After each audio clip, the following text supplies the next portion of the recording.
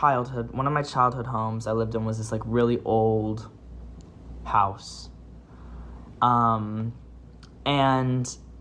for some reason, when I was living there, every single night I would wake up at 3 a.m. exactly. Every single night. I would wake up at exactly 3 a.m. every single night. And that happened for, like, months and months and months and months. And I lived there for maybe 4 years. But I moved around a ton as a kid. But this one house, the house had, like, typical, like, haunted house stuff. Like, you know, like, cabinets would open and sinks would turn on in the middle of the night and, like, stuff like that. Like, the classic haunted house, like, stuff. I had a black cat growing up in that house, and it would just, like, walk through one side of the house and just, like, come out of the other side of the house. But that's, like, baby stuff. That's, like, easy. But one night, I woke up, and it was 3 a.m. as normal night. And every single night, normally, my dog would sleep right in front of my doorway. I had this, like, big rescue dog. It was, like, a huge dog. And he would sleep right in front of the door every single night, and I would sleep with the door open. He would sleep right there. I woke up, it was 3 a.m, and my dog wasn't there. I was like, oh, where's my dog? That's so weird.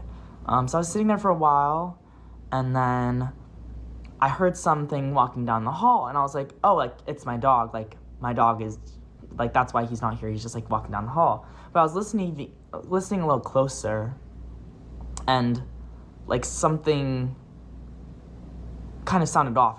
It was not dog steps. It was something else. It kind of sounded like a human walking, like, really slowly. And so my older brother lived down the hall, so I was like, maybe he's, like, just going to the bathroom or something. It's, like, 3 a.m, whatever. So this, like, you know, so my brother, at least what I think is my brother, is walking down the hallway and gets to my door. I could hear that this thing is, like, walked up to my door. So I sit up and I look at the door, and there's no one there. Nobody in the doorway. I was like, that's so weird. So I, you know, I'm like, hey, like, I say the name of my brother. I'm like, blah, blah, blah, like, are you there? Nothing.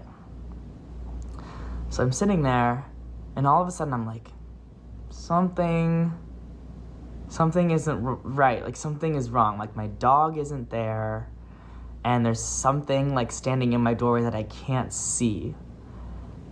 And then, like, clear as day here, this thing that's standing in my hallway starts whistling. It starts whistling a song that's very distinct. It was like this, like, song. It was this very specific song. So at this point, I'm, like, losing my mind. I'm going crazy. I don't even know what to do. So it starts whistling, and then it slowly starts walking into my room. I can hear the footsteps going, and I slept on a bunk bed with nothing under it. It was just a desk. So I was sitting on this bunk bed. I could hear this thing walking into my room, and it was whistling a song. I'm freaking out. I'm losing my mind. So I grab all my sheets and I hide under them, like, cover them over my head.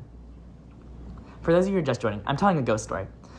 I cover the sheets over my bed, and I can still hear it. It's walking into my room. So it walks into my room, then it gets to the ladder of my bunk bed.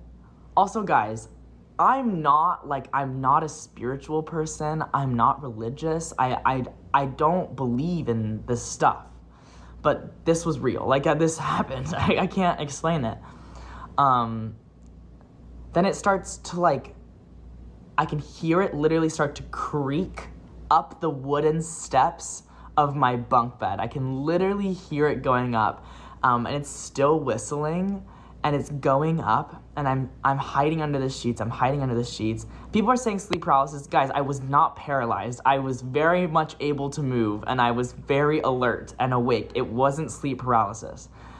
And then it gets to the top of my bunk bed. I can hear it, that it's at the top of my bunk bed. I'm under the sheets at this point because I can't fucking look, because I'm like, I'm gonna die. I'm gonna die right now, so I can't look. So I threw my sheets like into the like direction that was there.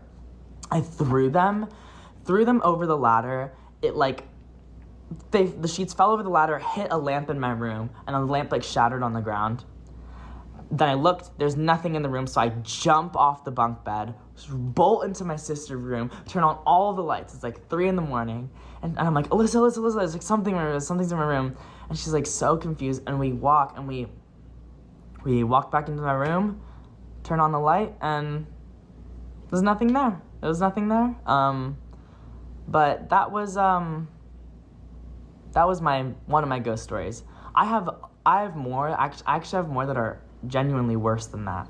But that was the first kind of crazy one that happened to me. But the house was either haunted or we were all being like poisoned with carbon monoxide or something. But I could hear everything.